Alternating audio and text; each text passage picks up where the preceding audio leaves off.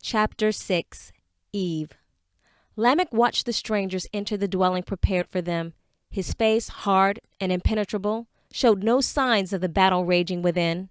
His wives, seeing his black mood and the familiar cruelty in the stony set of his mouth, avoided him quickly. Drawers tents. Cursed Tubal Cain, fool! He gripped the rod of Cain tightly in his palm, pressing it firmly into the ground as he moved purposefully towards the circle located one length outside the northernmost edge of the camp. Now that his son had failed the tribe, their present options were bleak. His plans to rule Adam's realm, for his tribe's sake, of course, would now be delayed, if not completely ruined. With Tubal Cain selected as the bearer of the seed, he would have provided counsel and guided his son gently, of course, from the background. Cursed fool! These Elohim had better prove themselves for Tubal Cain's sake, or I'll kill the fool myself. The cool shade of the first oak surrounding the circle of unity was a welcome respite from the sun's heat by square stone pillars, evenly spaced, with just enough room for fragrant vines to fill the spaces with flowers. Eve entered the circle first, as the women of the Benisi followed her to make the room ready. The smooth, flat stones on the floor, already washed and swept clean by the Sabasi,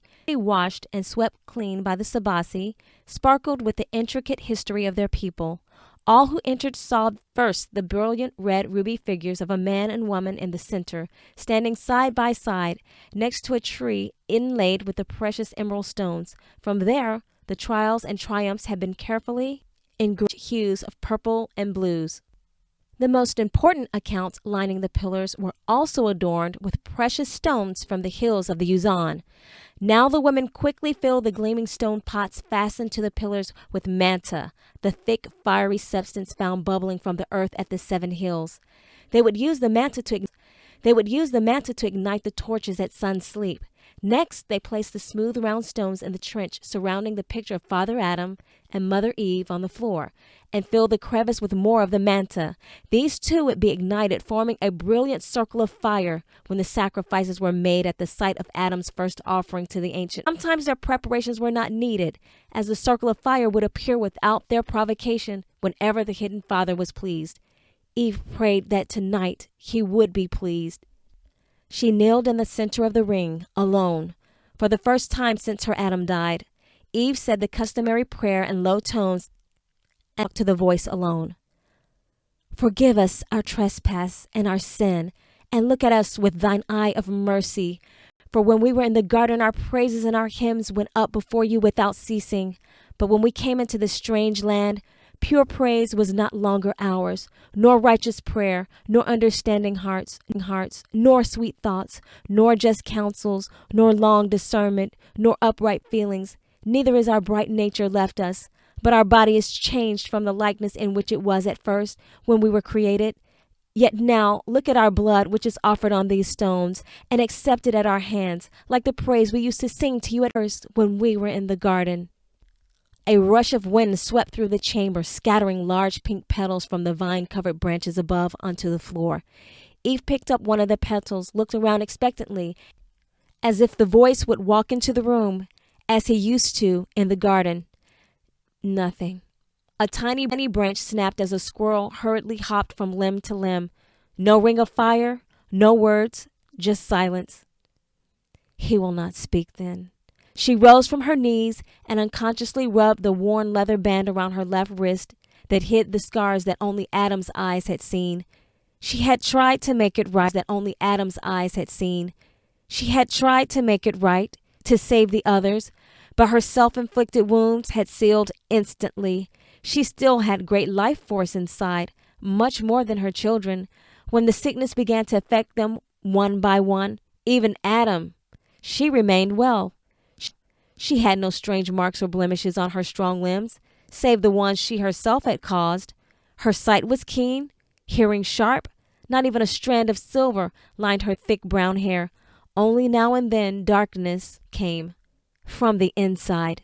Nothing could lift it. Not even the laughter of the little ones met. The intensity was so great.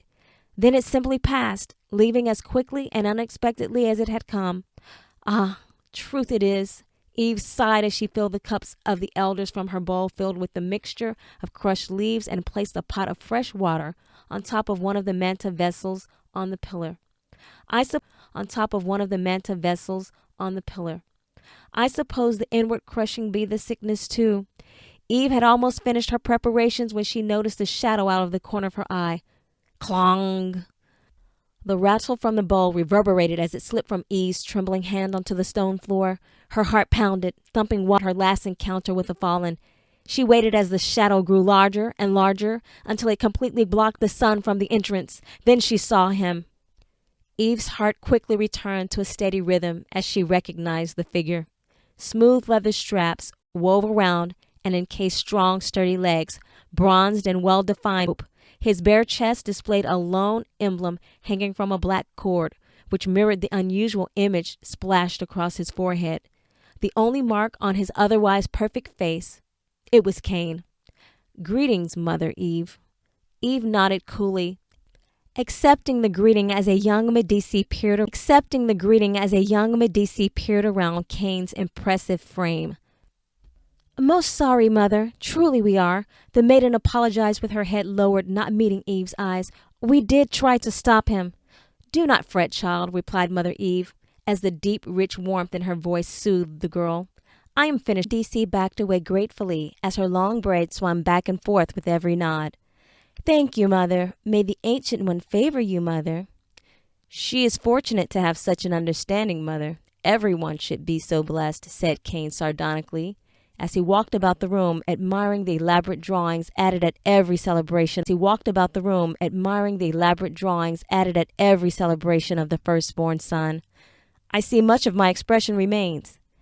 "You speak the truth, for we would not dare destroy what someone else has created," replied Eve as she looked longingly at the expression just above Cain's head. A woman stood in the light of the sun in each arm. "Oh, Mother, was I really at fault? Did you think your actions would not have consequences?" "You insolent—" "My actions had nothing to do with your sin," said Eve as color filled her flushed face and heated her voice to a fever pitch. "I tried to love you, but you have caused nothing but sorrow." To me, I tried to love you, but you have caused nothing but sorrow. To me, I wish you had never been. Eve stopped abruptly.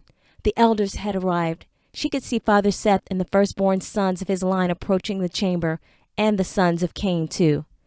"Been what, Mother? I would like to hear you say it for truth." His sons, birthed within just eye blinks of each other, but as different as night and day. Abel had always been so adorable, so pleasing, and such a joy. His presence had eased the pain of their punishment. Cain, the stronger of the two, had been a difficult child. He challenged everything, even the will of the ancient father. She and Adam had tried to treat the boys fairly, but it was obvious. Abel was the favored one, and Cain knew it. Eve did not respond, but her eyes, heavy with the realization, said it all. Cain released her from his persistent gaze, satisfied for, and observed quietly as her offspring filled the room. Though she exuded an outward calm, she was still shaken by the exchange with Cain.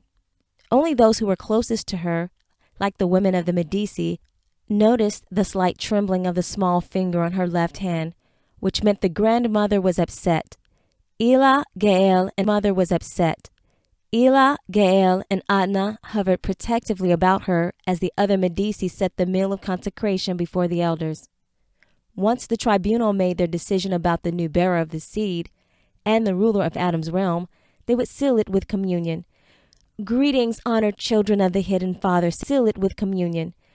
"Greetings, honored children of the hidden Father," said Eve, as she stood resolutely before the firstborns. "Let us come before him now, and may he knit our hearts as one." One by one, each elder answered, "Let it be so," echoed around the circle until all 16 elders had spoken for himself. Cain, Enoch of Cain, Arad, Mehuel, Methusael, Lamech, the twins Jabal, and Tubal-Cain of the tribe of Cain, all sat on one side of the circle, while Seth, Enosh, Kenan, Mahalalel, Jared, and Enoch faced them on the opposite side. "We have come together to declare the bearer," said Eve, clasping her hands together as she walked among the elders. "Enoch has brought back the Alru and fulfilled the challenge." Disgruntled murmurs rippled through the chamber at her words. "However," said Eve, silencing them all with the firmness handling an unruly cub, "there are some among us who disagree. Let them speak now." The room was silent. Now that it was time to state their grievances, the opposers were strangely silent. Eve searched the faces of the firstborns. Each held some of Adam's wisdom and strength. Each possessed a measure of his weakness too, though it couldn't be seen from first glance. A cold stare, a bitter set to the mouth, furrowed brows, an arrogant uplift to the chin, jaws clenched in anger, all showed in one form or another just a bit of the sickness coming upon them all. They had not always been so. They have changed, thought Eve, remembering the carefree children who had once frolicked and played among the plains of Edenland, unaware and unaffected by the curse. Only Enoch seemed to retain his childlike innocence. His face was unlined with concern. There was nothing hidden in the depths of his dark brown eyes. He was transparent. "Very well, if there are no objections, we will—" Tubal Cain stood quickly. "Mother Eve, there is something of great importance the tribunal should know before the declaration is made."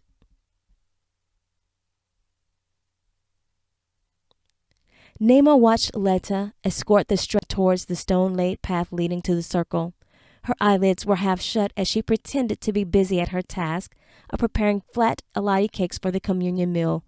She didn't want her intended to notice her curiosity in the handsome guest who stood a full head taller than Leta. "A woman who could gain his affections on your tasks, Sabasi," said the lilting voice just behind her. "Oh!" Naamah dropped the mushy dough onto the soft dirt floor as she swirled around to face the woman. "Tafara, you startled me," replied Naamah hurriedly as she quickly picked up the dough and tossed it into the ashes of the fire. "Just one more elati and this tray will be complete. Leta is a good man, strong and loyal. You will be safe in his arms, cousin." Tafara grabbed a handful of the dough and began forming the flat bread sweetened with the essence of the cane rods. She laid the elati onto the stones to bake before Naamah could object. You are gracious," said Naamah, nodding in thanks. She had always been fond of her beautiful cousin. Even though she was of the Medici, she always showed respect to the Sabasi who attended the needs of the elders in the Medici. "I am fortunate for truth," said Naamah with a quick toss of her long dark mane. "Yet you are not content," Tafara, showing her usual insight. "I am not," sighed Naamah.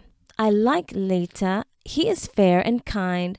Yet with him, one day is as the next. I already know what my entire life will be like. It will be like today, making elati, loading trays. It will be like today, making elati, loading trays." Naamah dropped to one knee, bowing low. "Yes, Father Lamech. My pleasure, Father Lamech." Tafara's sandy brown curls bounced uncontrollably as she laughed at her cousin's imitation of Leta. "So he is consistent and submissive. These are not bad traits." "No, Leta believes that one day Lamech will grant him a role on our council if he serves him well. But he doesn't know my father. Lamech despises weakness. His faithful obedience only lessens his chances of ever leadership in our tribe." "It is unfortunate that your father's eyes are shaded," said Tafara sympathetically. The news of Lamech's cruelty had reached the tribe of Seth. Even though their setties were many spaces apart, Naamah, whose intelligence and status as a firstborn daughter should have made her a Medici, was delegated to use his daughter as a spy. The Sabasi from all tribes served the tribunal at every new sun celebration. They moved freely about the tents of every family as they went about their duties. Lamech knew this and used it to his advantage. Tafara had once seen Lamech questioning Naamah about the other families, and he had even raised his hand to freely share what she had seen. "I cannot change your father," said Tafara as she locked elbows with her cousin. Her familiarity with the daughter of the tribe of Cain drew curious stares from a few women of Seth's tribe. Even though they all came together once a year in honor of Father Adam, the tribes were reserved in their dealings with one another. Tafara pulled her cousin along towards the gathering at the center of the settee. "Sabasi Nashil!" shouted Tafara loudly as she clapped her hands to get the attention of the girl carrying water to the fire. "Take these trays to Medici Adna." "Yes, Medici Tafara," said the young Sabasi girl as she quickly set down the water pots. And began lifting the heavy tray. "As for you, Sabasi Nema," said Tafara with a mischievous sparkle in her brown and gray-flecked eyes, "no labor for you this eve. You are coming with me to the celebration." The sound of the lute piped sweetly as the sun began its slumber at Tafara as she pointed towards the sky and blazed with purple, pink, and orange. "Indeed, the Ancient One has favored me tonight," laughed Nema as she and her cousin almost skipped like two childling girls away from their mother's side for the first time to the rhythmic pounding of the drums in the distance, the chants and shouts of the tellers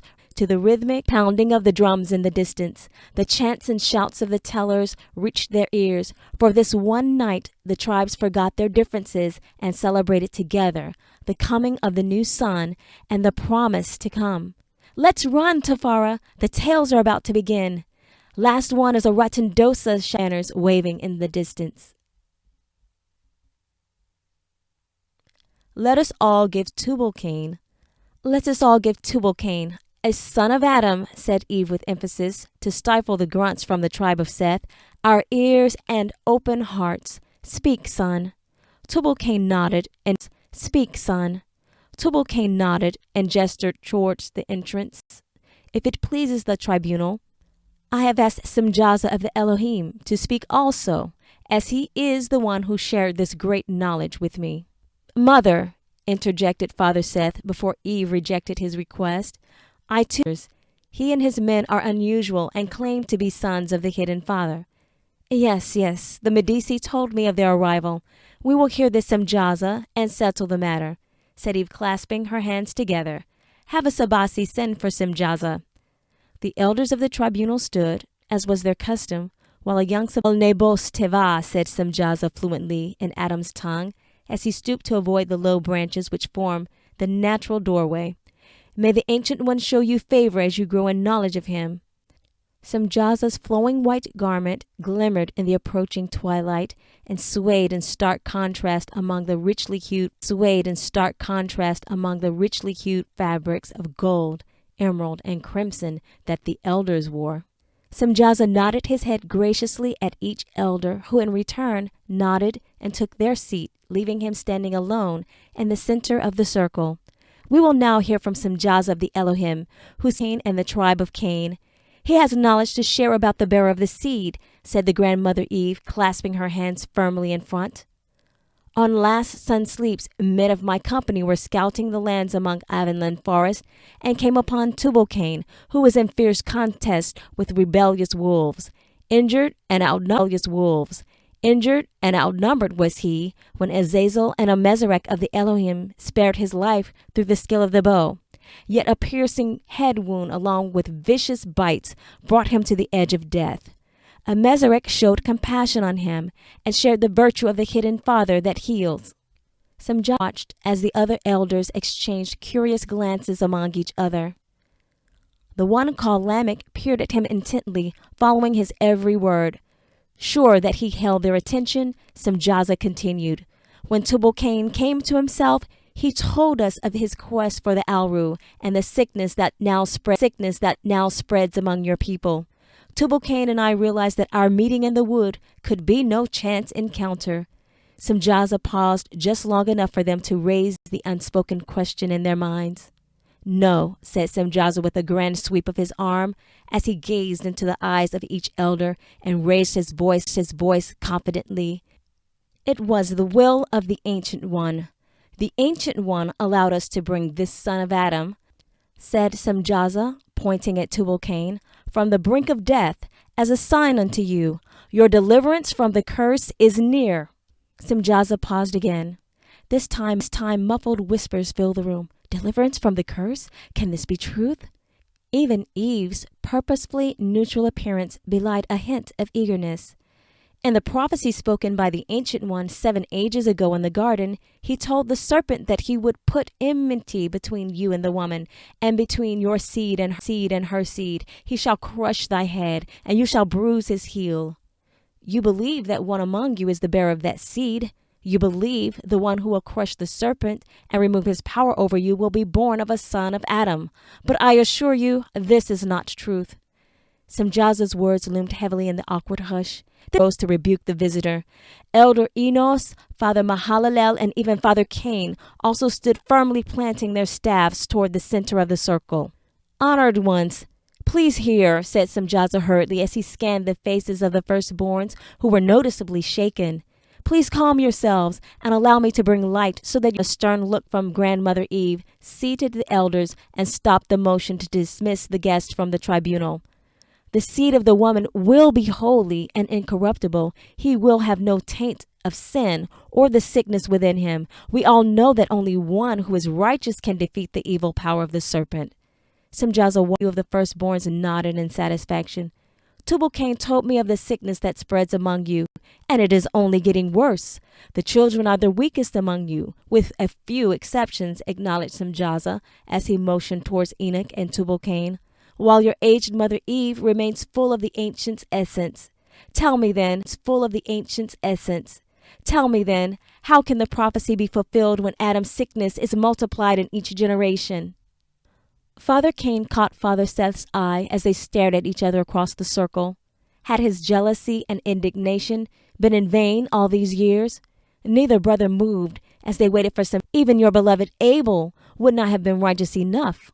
A trace of Adam's sin would still flow through his veins. So again I ask you, who is the seed of the woman? Who could be born of a woman and yet have no sin? Asked Semjaza passionately as he waited for a response. None came. Enoch listened carefully to the Elohim's response. None came. Enoch listened carefully to the Elohim's words and wrinkled his nose. What was that smell? It smelled like a kill. Were animals with the bloodlust near? His body tensed instinctively as a breeze fluttered through the moonlit openings of the chamber, scattering pink petals from the overhanging vines onto the floor. A few fell into the manta-filled trench surrounding the altar and burned. It was gone. He'd lost the scent. The syrupy, sweet aroma from the burning petals filled the room. Only a son of the Ancient One himself could satisfy the requirement, said Semjaza boldly. Eve watched with amazement as the white of Semjaza's robes seemed to intensify. She shaded her eyes as she realized the light was coming from Semjaza. Now the outline of his garment was barely visible as the room was flooded with a brilliant golden radiance. A union of the Elohim and a daughter of Eve will produce the seed, answered Semjaza with piercing authority. Father Seth rose slowly, placing his staff in the center of the circle, and gazed at the bewildered and amazed faces of the elders as he stood in the brilliant light of Semjaza's countenance. For sacrifice, tell me, Semjaza of the Elohim, why has he sent you and not spoken to us himself? For a moment, Semjaza said nothing as he and Father Seth stood facing each other, neither flinching from the other's stare. The firstborns, feeling the challenge, waited with anticipation for the answer.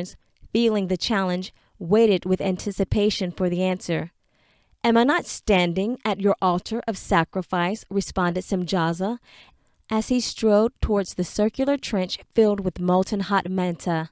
He placed one foot in. Wait! Cried Tubal-Cain as he lurched toward the captain.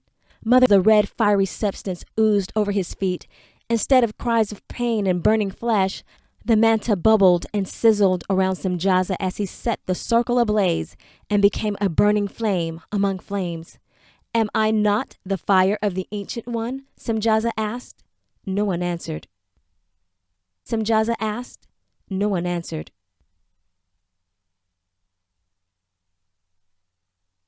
Azazel watched lazily as he reclined on the soft cushions.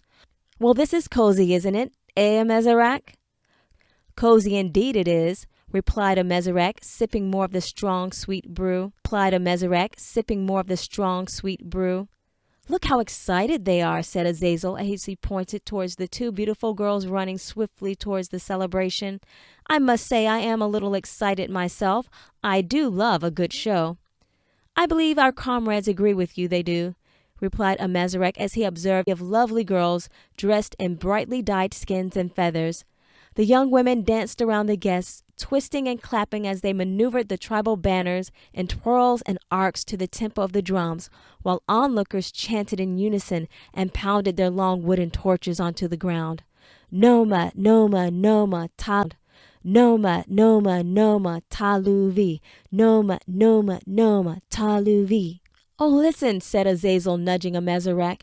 They are saying, tell us, tell us, tell us the story. Azazel laughed heartily as he joined the cry, Noma, Noma, Noma, Taluvi, Noma, Noma. Suddenly, a tall figure ran into the center of the circle of remembrance, leaping and twisting until every eye was on him. He was painted from head to toe with a pitch-black substance and wore a swirling cape of large black feathers. A hush settled over the settee as the sons and daughters of Adam reverence. In the beginning, a deep voice boomed from the crowd. Darkness was over the face of the deep. The figure in black stretched out his dark cape and shook it so that it rippled like a turbulent sea.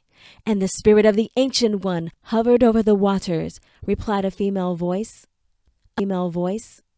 Another figure, covered completely with golden paint, rushed to the circle as he swirled his matching cape of dyed feathers outward and over the dancer in black, who crouched low before him. And the hidden father said, responded a male voice from the opposite side as he moved towards the fire, there be light. At his words, the flames from the fire leaped 5 feet in the air as he tossed a pot of manta into it. The crowd gasped with delight as the figure in black was replaced with a score of dancers decorated with white and golden paint and intricate designs. Delmar gasped too. He almost fell backwards and lost his camouflage as he sat discreetly nestled within the flames. He wasn't hurt. The pot of molten lava was a nice touch indeed, but it did startle him. From his vantage point in the very center of the fire, he could see everything. Unfortunately, he didn't like what he was seeing. Delmar grimaced as he observed Azazel and Amazarek and more of Semjaza's men sitting and whispering with some of the women who served them from the food-laden trays. I perceive no fallen in the vicinity, so why do they reveal themselves? Eve, said Enoch, as he stood and took a few steps forward to face Semjaza, who still remained in full blaze among the fire of sacrifice. If I may answer? Eve nodded in acquiescence and waved her hand, beckoning him to the center. We will hear from Enoch now. The elders all placed their staves toward the center, signaling their agreement. Since our father Adam and mother Eve first fled from the Ancient One's presence in the garden, the Ancient One has only spoken to us after a sacrifice was made. Reluctant nods and grunts of agreement stilled the unwelcome fluttering in the pit of his belly, continued with more force. This man, this Elohim, for truth, does stand on the altar of sacrifice, yet the fire does not consume him. A few more eyebrows were raised. Good, praise the light. Point taken.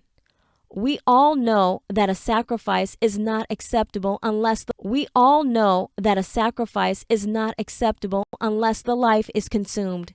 Yes, he may be a son of the Ancient One himself, but we have been deceived before. Was it not the serpent's cunning speech that enticed Mother Eve, then Father Adam, to reject the will of the Ancient One? We cannot rely on mere talk for such a matter. We must hear from the Ancient One himself. Enoch ignored Elder Lamech's stony glaze and the perplexed faces of the others as he took his seat. At least they are thinking now. Honored ones, please listen, said Semjaza, smiling grimly as he stepped out of the fire. The Ancient One would not... Again, the chamber fell silent. An awkward cough broke the tenuous quiet. Finally, Mother Eve stood. Sons and daughters, if all hearts are free and all wisdom has been shared, she paused, clasping her hands tightly as she looked for any objections. Then Then the tribunal will decide. Mother Eve clapped her hands twice. Instantly, a Sabasi appeared in the entrance. Please escort our honored guest Semjaza of the Elohim to the celebration. Yes, Mother, said the Sabasi, bowing. Enoch and Tubal Khan, said Mother Eve, facing us honored, and we owe many thanks to you. Please leave us now, so the tribunal may come together in unity. We shall declare the will of the Ancient One at son's birth.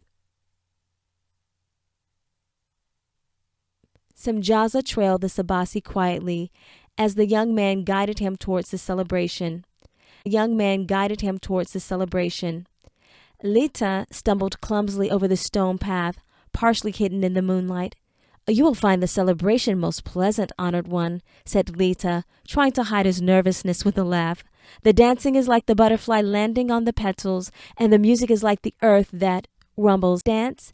Asked Lita, tripping again as he tried to turn around to bow and walk forward at the same time. Yes, replied Semjaza as he looked down at Lita wordlessly, willing him to shut up. Silence, fool. Just follow your orders. Lita nodded and chuckled nervously again. Though I suppose the hush of night's rain is more pleasant than my chattering, honored one. Lita wiped his sweaty palms on his brown sash pack. Sabasi were supposed to serve and not be heard, Lita reminded himself. This was an important task. Elder Lamech had asked him personally to assist the Medici at the Circle of Unity, and Grandmother Eve had called for him. A great honor indeed. And here he was, questioning one who was obviously more favored than himself.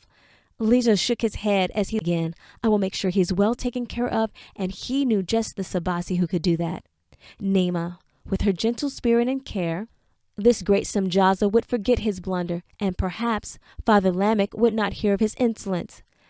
Elia Tebenu Medici, said Lita gently as he bowed before the two women who sat. May the Ancient One smile upon you as well, faithful one, replied Tafara, suppressing a giggle as she remembered Nema's imitation of her obsequious intended. Perhaps he was a little too submissive. She nodded quickly at the Sabasi, praying he would get up soon. He really didn't need to bow so deeply. Nema, slumber, said Lita as he somehow bowed again and more deeply this time. Yes, Lita, you have told me many times, replied Nema, absently looking over Lita's head at the tall visitor. And many thanks I owe you. May the Ancient One favor you, trusted one, she added quickly, flashing a dazzling smile his way when she noticed the bruised look on Lita's face. Lita stood upright and beamed like a sapling cub stroked by his master. Medici Tafara and Sabasi Nema, may I present to you Captain Semjaza of the Elohim. Present, said Nema smoothly, as the slight nod of her head sent waves of thick dark hair cascading over her shoulders.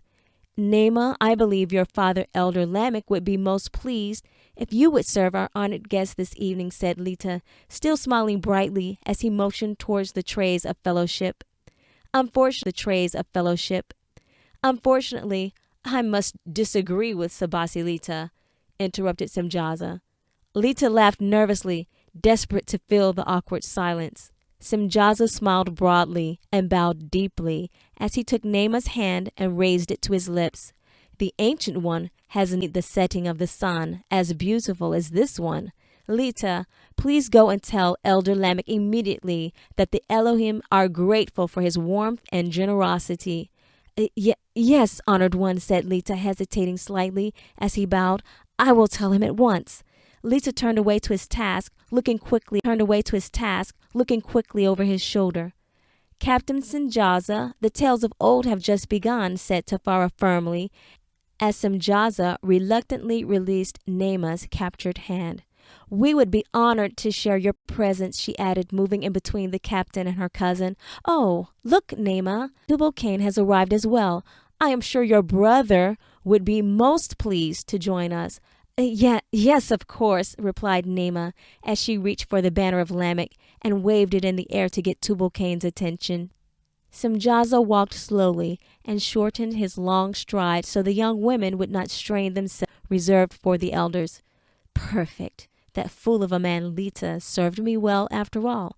I, too, must be favored by the Ancient One.